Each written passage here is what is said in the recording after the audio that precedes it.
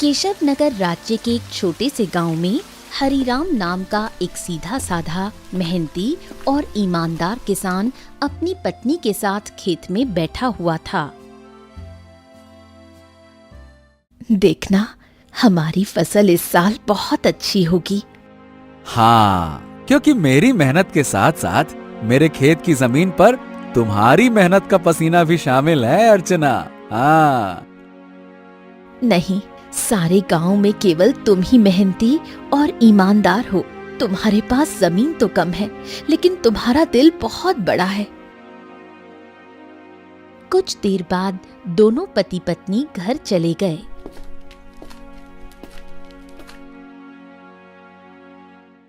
मैं तुम्हें एक बात बताना तो भूल ही गई, घर में लकड़ियां खत्म हो गई हैं। अरे चिंता मत करो, मैं कल सुबह सबसे पहले जंगल में लकड़ियां काटने के लिए ही चला जाऊंगा। ठीक है ना, ले आऊंगा। चलो अब।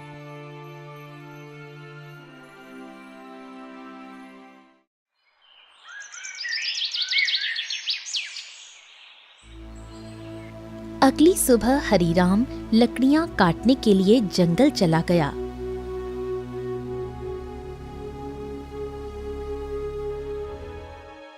हरिराम एक पेड़ पर कुल्हाड़ी चलाने ही वाला था कि तभी उसने देखा झाड़ियों में एक घायल बंदर करहा रहा था।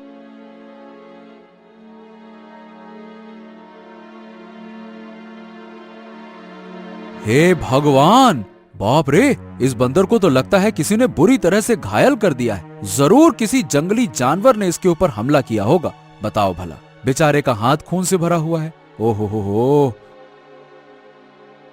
हरिराम बंदर के पास बैठा था। काश तू बोल सकता तो बता सकता कि तेरी तकलीफ कहाँ है। फिलहाल तो तेरे हाथ में खून दिख रहा है, लेकिन जिस तरह से तू दर्द से तड़प रहा है ना, बाप रे, तकलीफ तो कहीं और ही है। उसी समय वहां एक साधु आ पहुंचा। कौन हो तुम और बंदर से क्या बातें कर रहे हो? प्रणाम साधु महाराज, मैं तो बस लकड़ियां काटने के लिए जंगल में आया था। इस घायल बंदर को देखा तो इसके ऊपर तरस आ गया। लगता है किसी जंगली जानवर ने हमला किया है इसके ऊपर। देखिए ना, इसके हाथ से खून बह रहा है, लेकिन जिस तरह ये दर्द से तड़प रहा है, मुझे तो लगता है कि इसे कहीं और ही तकलीफ है। बहुत कम इंसान होते हैं जिनके मन में जानवरों के प्रति इंसानियत होती है। रुको रुको रुको। ओम। इतना बोलकर साधु मंत्र पढ़ने लगा। अचानक रंग बिरंगी किरणों से बंदर का जख्म सही हो गया। हाँ, अब ये बंदर तुम्हें बता सकता है कि इसकी तकलीफ कहाँ है। इतना बोलकर साधु वहां से चला गया। बंदर उठकर खड़ा हो गया। मेरे कंधे में बहुत दर्द हो रहा था। हाँ, अब अच्छा लग रहा है। एक शेर ने मुझ पर हमला किया। मैं बचने के लिए दूसरे पेड़ में कूदा। शेर का पंजा मेरे हाथ में लगा और मेरा हाथ घायल हो गया। मैं पेड़ ही नहीं पकड़ पाया और मैं जैसे ही नीचे गिरा, बाप रे बाप, मेरे कंधे में बहुत चोट लग गई थी। अरे, तुम तो बिल्कुल मनुष्य की आवाज में बात कर रहे हो। ये कैसे संभव हुआ? जब साधु ने मंत्र पढ़ा ना, तब मुझे ऐसा लगा कि मेरे अंदर बात करने की शक्ति आ गई है। मैंने बोला और मेरी आवाज तुम तक पहुंच गई। लगता है ये चमत्कार साधु बाबा ने किया है। हाँ।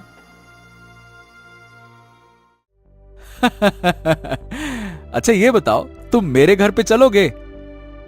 ओहो, अब तुमने मेरी जान बचाई है तो अब तो मैं तुम्हारे साथ ही चिपक गया हूँ। मतलब मैं तुम्हारे साथ ही रहूंगा।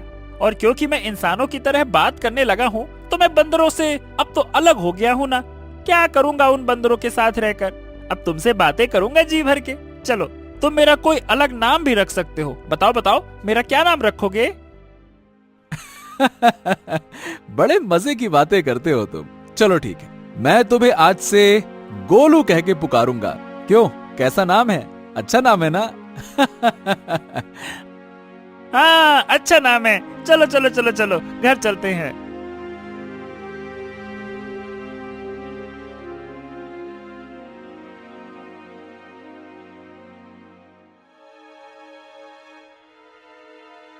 अरे, ये जंगल से तुम बंदर को क्यों पकड़ लाए?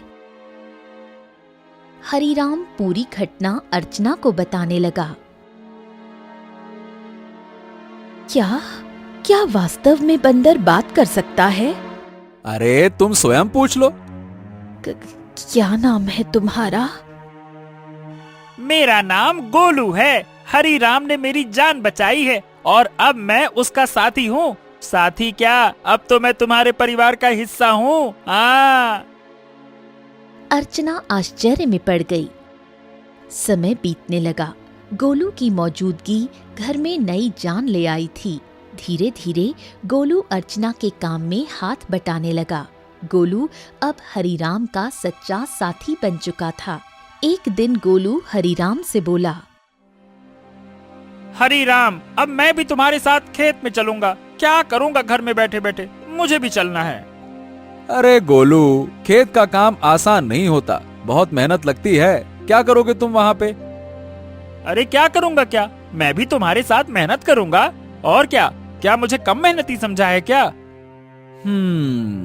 बस डर ये है कि गांव वालों ने तुम्हें बोलते हुए देख लिया ना, तो वो न जाने क्या समझेंगे। अरे पर जब मैंने तुमसे पहली बार बात की थी तो क्या तुम डरे थे क्या, बताओ?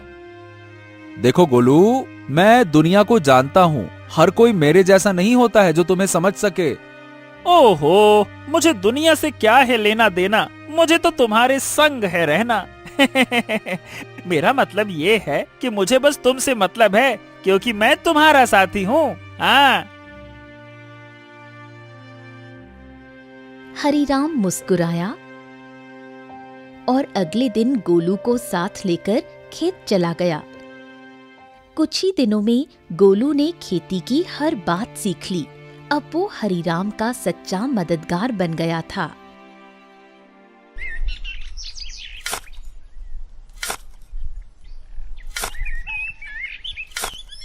हरीराम, अरे आज की मिट्टी तो बहुत भारी लग रही है।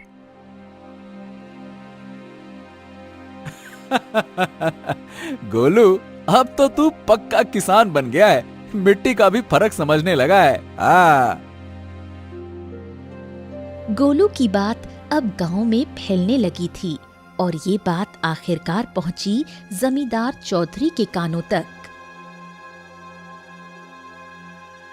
क्या हरीराम के घर एक बंदर है जो इंसानों की तरह बोलता है? हाँ जमींदार साहब, मैं खुद देख चुका हूँ। अरे मैंने तो उसे बोलते हुए सुना भी है। पहली बार तो मैं डर गया था। अरे भैया, तो फिर उस बंदर को लेकर तमाशा करना चाहिए। उससे तो बड़ी अच्छी कमाई होगी। ये बात आपने बिल्कुल पते की कही जमींदार साहब। जमींदार की हंसी कुछ देर चली, फिर वो गंभीर हो गया।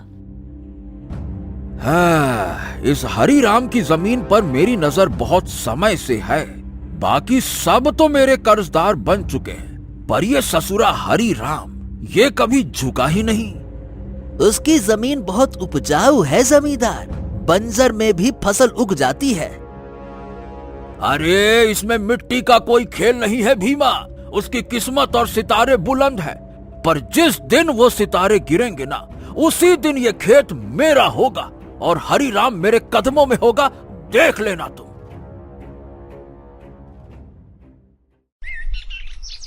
समय ऐसे ही बीतने लगा। एक दिन हरीराम और गोलू जब खेत से घर लौटे तो आंगन में बैठी अर्चना को देखकर दोनों के चेहरे पर चिंता की रेखाएं खिंच गईं। अरे अर्चना, क्या हुआ? ये कैसी खांसी है?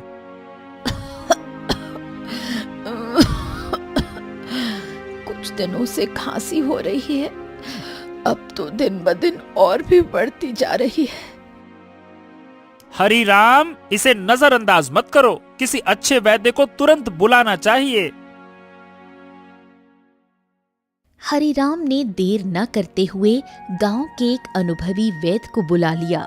वैद्य ने अर्चना को ध्यान से देखा। हरीराम, देखो, इन्हें एक विचित्र बीमारी हो गई है। अगर समय पर इलाज न मिला तो ये जानलेवा हो सकती है। हाँ, नहीं नहीं नहीं नहीं वैद्य जी, आप तो इलाज शुरू कीजिए, मैं कोई कसर नहीं छोड़ूंगा।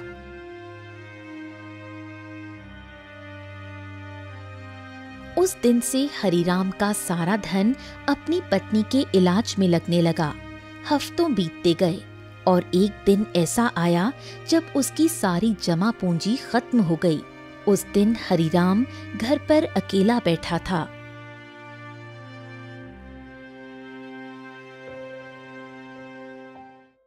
ऐसे उदास मत बैठिए, मैं अपने आप ठीक हो जाऊंगी। ऐसा ऐसा मत कहो अर्चना, मैं तुम्हें इस हालत में नहीं देख सकता। तो अब क्या करोगे? जो कुछ था सब तो मेरे इलाज में लगा दिया। अब तो बीज खरीदने तक के पैसे नहीं बचे। हरिराम सिर झुकाए बैठा था। तभी गोलू तेजी से दौड़ता हुआ आया। हरिराम, हिम्मत मत हारो।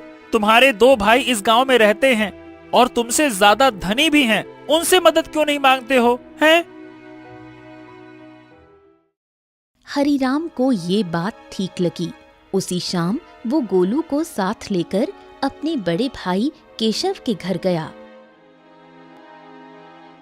ओहो हरी राम, क्यों भाई, आज हमारे घर का रास्ता कैसे भूल गए हैं?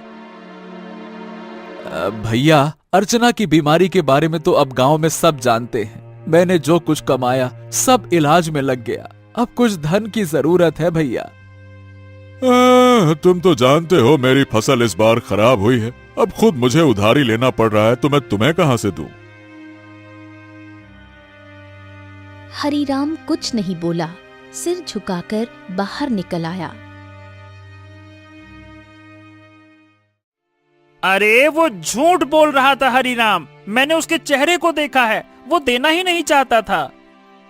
हाँ जानता हूं रे गोलू, पर चलो एक और भाई है, उनसे मिलते हैं, चलो। अब दोनों बिरजू के घर पहुंचे।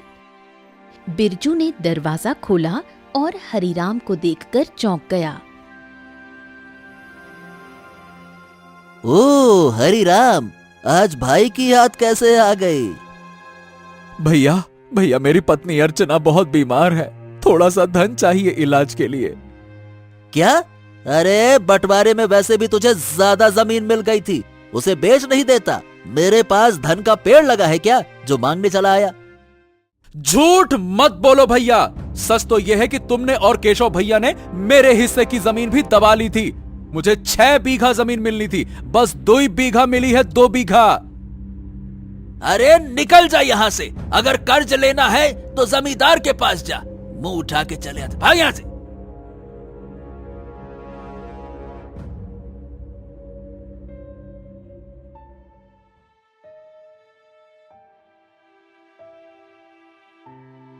कैसे भाई हैं तुम्हारे हरिराम, एक भी मदद को तैयार ही नहीं है।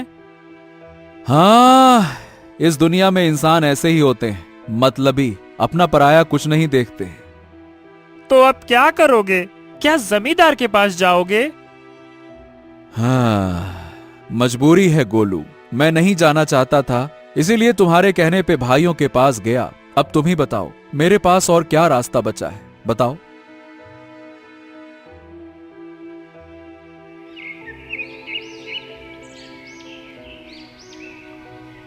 अगले दिन हरिराम और गोलू जमींदार की हवेली में जा पहुंचे।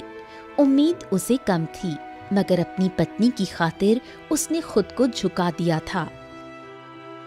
मैं जानता था हरिराम, एक न एक दिन तू चलकर मेरी हवेली में जरूर आएगा भैया। आपने बिल्कुल सही कहा था मालिक, जब तक इसकी किस्मत चमक रही थी तब तक बहुत अकड़ में चलता था। अब देखो कैसा मुरझाया मुरझाया सा खड़ा है। ए जमींदार, तुम्हें किसी की हालत का मजाक उड़ाने का हक नहीं है। लोग तुम्हारा सम्मान करते हैं, तुम्हें भी दूसरों का सम्मान करना चाहिए, समझे? ए बंदरवा, बकवास बंद कर। तू इंसानों की तरह बोलता है, इसका मतलब ये नहीं है कि तू इंसान बन गया है, समझा? हाँ भैया हरिराम, बताओ बताओ क्यों आए हो? क्या बताएं, आपको तो सब पता है, मेरी पत्नी बीमार है, सारा धन इलाज में चला गया, कुछ धन की आवश्यकता है। अच्छा, धन चाहिए तो भैया मेरी शर्तें सुन लो। ब्याज 50% और बदले में कुछ गिरवी रखना होगा। हाँ, मेरे पास कुछ बचा है क्या जो गिरवी रखूं? जो सोने के आभूषण थे वो भी इलाज में बिक चुके हैं। अरे है ना, क्यों नहीं है? तेरे पास 2 बीघा जमीन है, भैया उसे गिरवी रखो। वक्त पर कर्ज चुकाएगा तो जमीन तेरी वरना मेरी, सीधा हिसाब। बोलो भैया। हरीराम सोच में पड़ गया। उसे अपनी पत्नी का जीवन बचाना था, मगर कीमत बहुत बड़ी थी। अरे ये तो सरासर अन्याय है। तुम किसी की मजबूरी का फायदा उठा रहे हो। ऐसे तो हरीराम कभी कर्ज ही नहीं चुका पाएगा। ए हरीराम, पहले तो तू इस अपने पालतू बोलने वाले बंदर को ले जा यहाँ से, नहीं तो मेरा मन बदल गया तो हो गया तेरा काम। जब से आया है पटर पटर पटर पटर। चुप कर। हरीराम चलो मेरे साथ, ये कर्ज मत लो, चलो। गोलू, मेरे पास अब और कोई चारा नहीं है। अरे तुम बस चलो तो, मैं तुम्हारी मदद करूंगा ना। हाँ चलो मेरे साथ। हरीराम गोलू के साथ चला गया।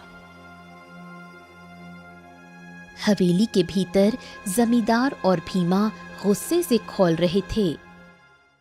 ए मालिक, हरीराम तो हाथ से निकल गया। अरे चिंता मत कर बेटा, मजबूरी उसे फिर लौट आएगी। कितना दूर जाएगा वो?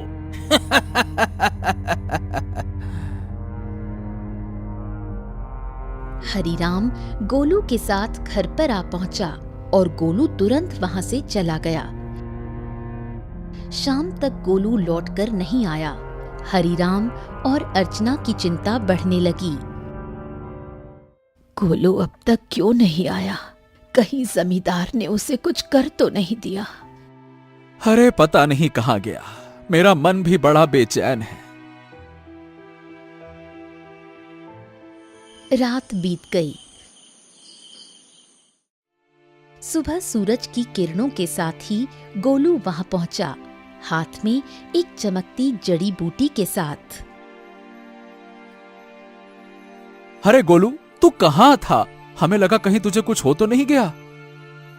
अरे मैं जंगल गया था उन साधु महाराज को ढूंढने जिनसे मुझे बोलने की शक्ति मिली थी। उन्हें मैंने सारी बात बताई और उन्होंने दया करके ये जड़ी बूटी दी है। उन्होंने कहा है कि इससे से बड़ी बीमारी ठीक हो सकती है। हाँ। गोलू ने वो जड़ी बूटी अर्चना को दे दी। कुछ देर बाद अर्चना की आंखों में चमक लौट आई। मुझे बिल्कुल स्वस्थ महसूस हो रहा है, जैसे मैं कभी बीमार ही नहीं थी। हाँ। अर्चना, तुम्हारी खांसी भी ठीक हो गई। और गोलू, तू तो हमारे लिए देवता बन गया। अगर तू नहीं होता तो मैं जमींदार से कर्ज लेकर अपनी खेती भी खो बैठता।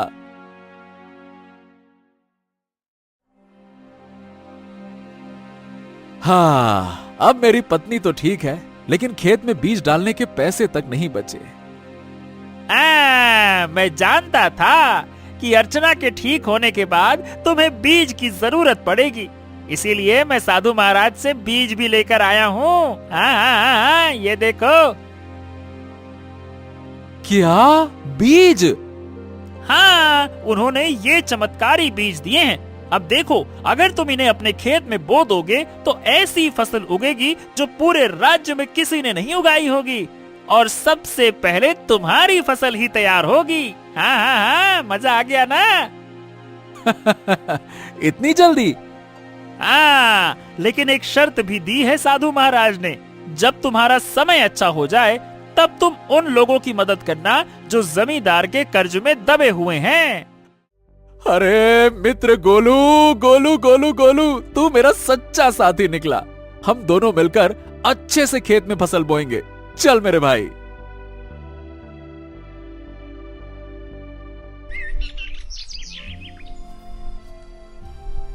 अगले ही दिन हरीराम, गोलू और अर्चना ने मिलकर खेत जोता, बीज बोया और आकाश की ओर देखकर मेहनत का वादा किया।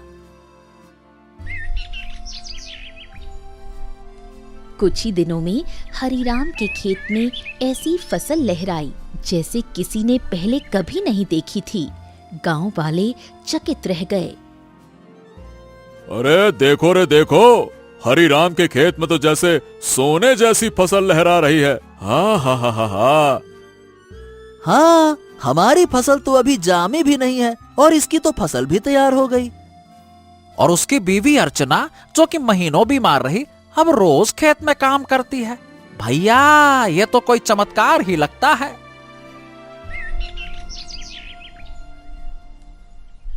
कुछ दिनों बाद हरीराम की किस्मत बदल गई। चमत्कारी फसल ने उसे गांव का सबसे सफल किसान बना दिया। बाजार में उसके नाम की चर्चा फैल गई। हरि राम, जपो राम नाम, बन गया तू धनवान। जो सोचा था वो हो गया सच। हाँ, वाकई में सच तो हो गया। लेकिन अब बारी है गोलू वादा निभाने की, उन सब की मदद करने की जो जमींदार के कर्ज में डूबे हैं। हाँ बिल्कुल, चलो आज से ही शुरुआत करते हैं। अपने गांव का बिंदेसर का खेत सबसे पहले छुड़ाते हैं। चलो।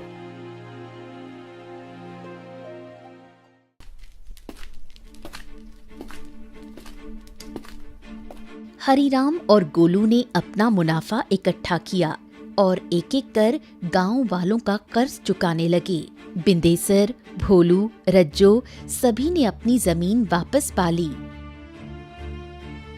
हरिराम भैया, आज आपने हमें नया जीवन दे दिया। सही बताओ, बिल्कुल, बहुत बहुत धन्यवाद। गांव में खुशी लौटने लगी, लेकिन जमींदार के चेहरे पर उदासी छा गई। ये सब देखकर जमींदार गुस्से से अपने साथी भीमा से बोला, हाँ, ए भीमा, तू देख रहा है ना कि क्या हो रहा है? हाँ मालिक, हरिराम ने सबके कर्जे चुकाने शुरू कर दिए हैं। अगर यही चलता रहा तो एक दिन तो मेरी जमींदारी ही खत्म हो जाएगी और मेरा दबदबा भी खत्म हो जाएगा। आप तो आदेश दीजिए मालिक की करना क्या है। अब बहुत हो गया भीमा। अगर ये हरिराम ऐसे ही सबकी जमीन छुड़वाता रहा तो मेरा क्या बचेगा? मेरा दबदबा, मेरी हवेली है। अरे मालिक, आप तो बस आदेश कीजिए, कल ही उसका काम तमाम कर दूंगा। सब खेत में काम करते हैं, वही खत्म कर दूंगा। कहिए।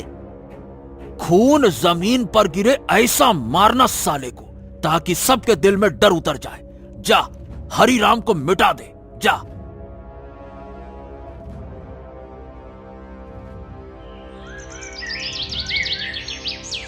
सुबह का सूरज उगा, लेकिन किसी तूफान से पहले की शांति जैसा लग रहा था। हरिराम खेत में बीजों को देख रहा था, जो अब सोने जैसे चमकते दिखते थे। अरे गोलू, देख तो, ये फसल तो जैसे गाना गा रही हो। तुम्हारे हाथ की छुअन में जादू है। हाँ बिल्कुल सही कह रहे हो मित्र। इस बार की फसल सोने की फसल जैसी उगती हुई दिख रही है। वाह वाह वाह वाह वाह वाह। इतना बोलकर अचानक गोलू एक ओर हट गया। सच तो ये था कि गोलू को किसी की आहट की भनक लग चुकी थी। तभी वहां जमींदार और भीमा आ पहुंचे। भीमा के हाथ में लंबा बर्छा था। हरिराम झुका हुआ था। अब भुगतो किसान। जैसे ही भीमा ने हरिराम की ओर बर्छा फेंका, एक छलांग, एक चीख, एक वार, लेकिन हरिराम पर नहीं, गोलू पर। गोलू! नहीं नहीं नहीं, ये क्या किया तूने? तुम्हारे लिए मित्रता का मतलब सिर्फ साथ नहीं होता, कभी कभी बलिदान भी होता है। तूने मेरी जान बचाने के लिए अपनी जान दांव पर लगा दी। क्योंकि तुम मेरे साथी हो और मैं तुम्हारा।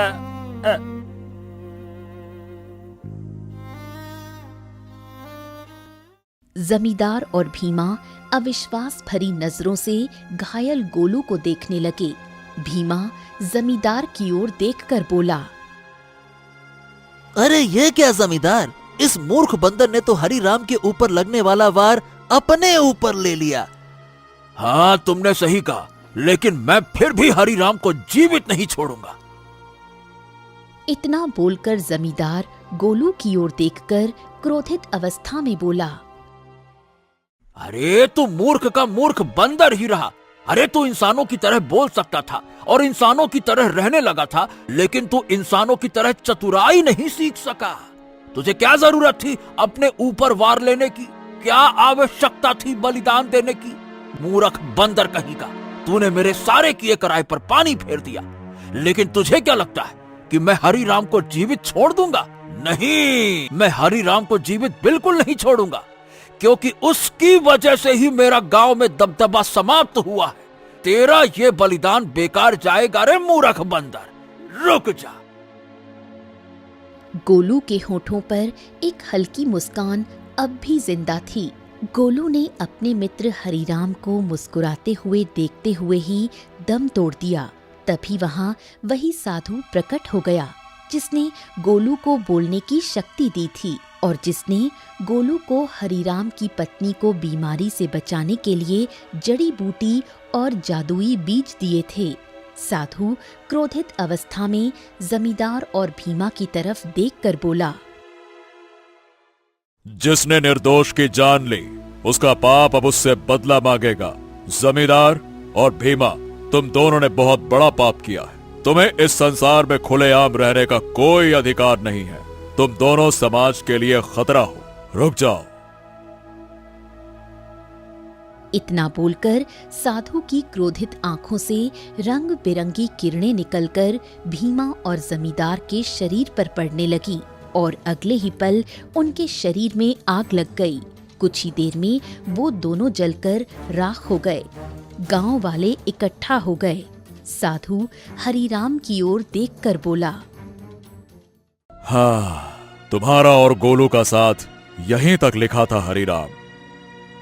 लेकिन साधु महाराज, जमींदार के साथी भीमा ने मेरे ऊपर हमला किया था, लेकिन गोलू ने उसे अपने शरीर पर ले लिया। हाँ, क्योंकि वो तुम्हारा सच्चा साथी था। जाते जाते गोलू ने अपनी मित्रता का कर्ज चुका दिया। अपने साथी को कभी नहीं भूलना हरिराम। इतना कहकर साधु रंग बिरंगी किरणों में वहां से गायब हो गया। गांव वाले नम आंखों से गोलू के बलिदान की सराहना करने लगे।